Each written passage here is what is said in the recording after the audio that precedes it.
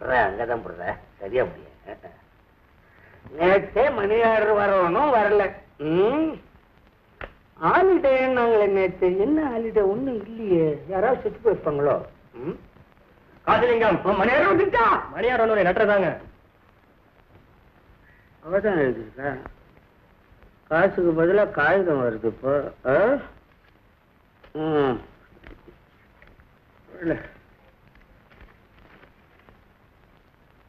காசிலிங்கத்துக்கு மல்லிகா எழுதியது. அத்தான்னு சொல்லிக்கிட்டு இருந்தவர் காசியும் அனுப்பல, காசிலிங்கன்னு எழுதுற. நீ காட்டிய பாசம் பகல் வேஷம் என்பது எனக்கு புரிந்துவிட்டது. நயவஞ்சகரே, நம்பிக்கை தோஷி, இனி நீர் என்னை தேடி வரமாட்டீர் என்பது எனக்கு நன்றாக தெரிந்துவிட்டது. ஆகையால் நானே நேரில் புறப்பட்டு வரலாம் என்று ரெண்டுல ஒரு முடிவு பார்க்க. என்னடி பாப்ப முடிவு? என்ன பாப்ப? தலையை எடுத்துட்டு வந்த உடனே போடி பாடினே. நீ மட்டும் வாங்க. ஒரு குத்து, ஒரு உத, ஒரு மிதி, அவ்வளவுதான் அவுட். பயமுறுத்துறா என்ன அண்ணா அண்ணா அந்த பட்டணத்துல இருந்து அந்த பொண்ணு உங்க தங்கச்சி வீட்டுக்கு வந்துருக்கு. ஆமா வந்துட்டல. நானும் பார்த்துட்டு தானே வரேன்.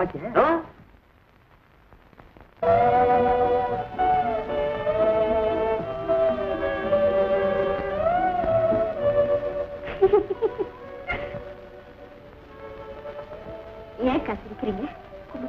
நீ சொன்ன கதையெல்லாம் நான் இப்ப கண்ணு முன்னாலேயே பாத்துக்கிட்டு இருக்கேன். உங்க வீட்டுக்காரர் என்ன செய்துட்டு இருக்காரு தெரியுமா? என்ன உங்க புடவையெல்லாம் மடிச்சு வச்சுட்டு இருக்காரு. பாருங்க அக்கா, இதெல்லாம் செய்ய வேண்டாம் நான் எத்தனையோ தடவை சொல்லிருக்கேன். அவர் கேட்க மாட்டேங்கிறார். செய்யட்டுமே. அவர் செய்யாம வேற யார் செய்வாங்க? என்னக்கா நீங்களும் இப்படி சொல்றீங்க? வேண்டான்னு போய் சொல்லுங்க.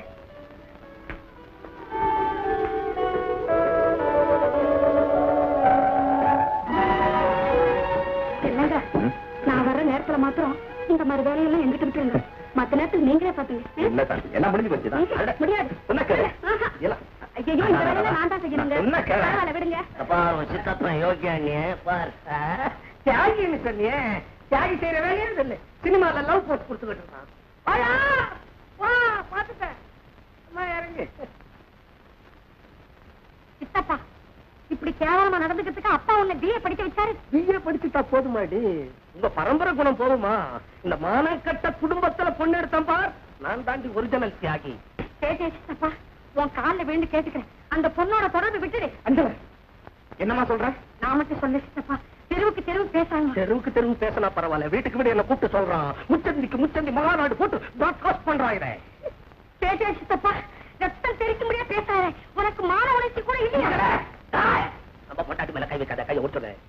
சித்தப்பா அதிலும் குறுக்கு மனையை பக்கத்துல வச்சுக்கிட்டு இன்னொருத்தி கூட கொஞ்சம் கூட மனசுல இறக்க உணர்ச்சி கூடவா இல்லாம போயிடுச்சு. அண்ணே என்ன பண்ணே?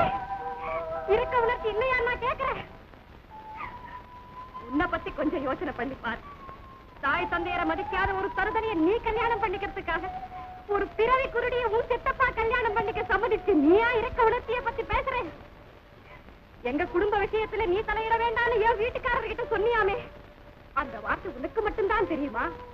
புருஷன் கேவலப்படுறதை பார்க்க சகிக்காத மனைவி நீ ஒருத்திதான் இருக்கேன்னு நினைக்கிறியா? நான் குருடிதான், ஆனாலும் எனக்கு அந்த உணர்ச்சி உண்டு. எனக்கு என் புருஷன் உயர்ந்தவர், உத்தமர். இப்ப சொல்றேன், இது எங்க குடும்பம். இதுல 1000 நடக்கும். நீங்க யாரும் தலையிட வேண்டிய அவசியமே இல்லை. போங்க வெளியே. குருட்டுக்கதை தான் கடவுள் 2 கண்ணும் தெரியாம செஞ்சு போட்டான். ஆமாண்ணா, கண்ணில்லாத எனக்கு தெரியும் உண்மையும் பரிசுத்தம்.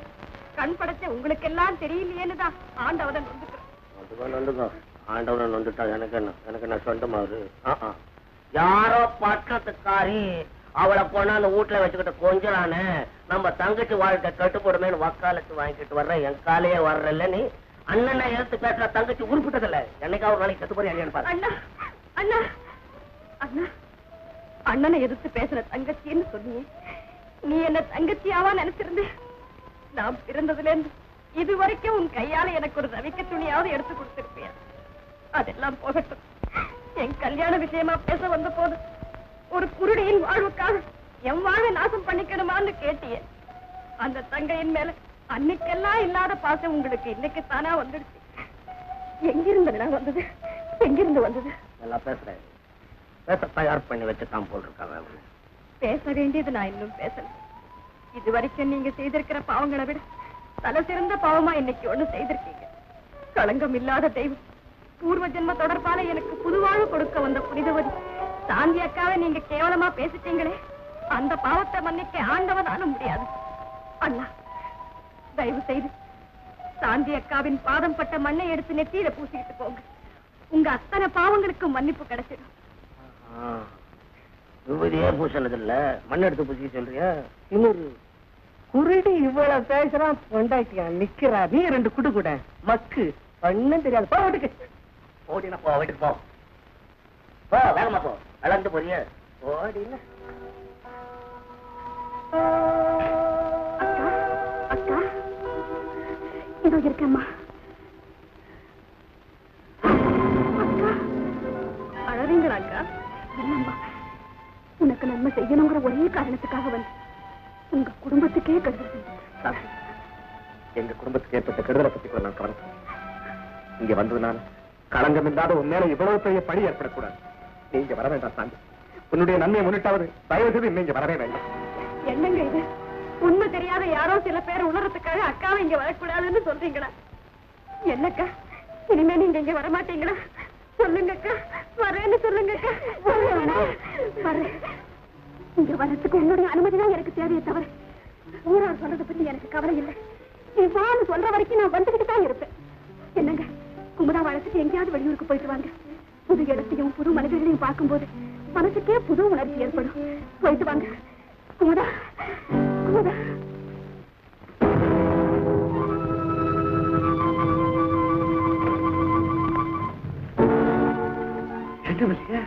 நான் பெங்களூர் புறப்படலான்னு இப்பதான் ட்ரெயினுக்கு புறப்படுறேன். வேற ட்ரெஸ் கூட எடுத்துக்கலாம், அங்க ரெடிமேட்ல எடுத்துக்கலாம் வந்து நீ வந்து நிக்கிறேன். இல்ல எல்லாம் எனக்கு சரி. ட்ரெயின்ல ஒண்ணு முடிவு கட்டிட்டு போறதுக்கு தான் வந்திருக்கேன். நடு ரோட்லயே வேண்டாம், உள்ள போய் பேசுவோமே. இது வேற ஒரு வக்கீல் வீடு. நான் சும்மா வந்தேன். நம்ம பெங்களால போய் பேசுவோம். ஓ, ஏன் பேசுகிறேன்? வரேன் நானு.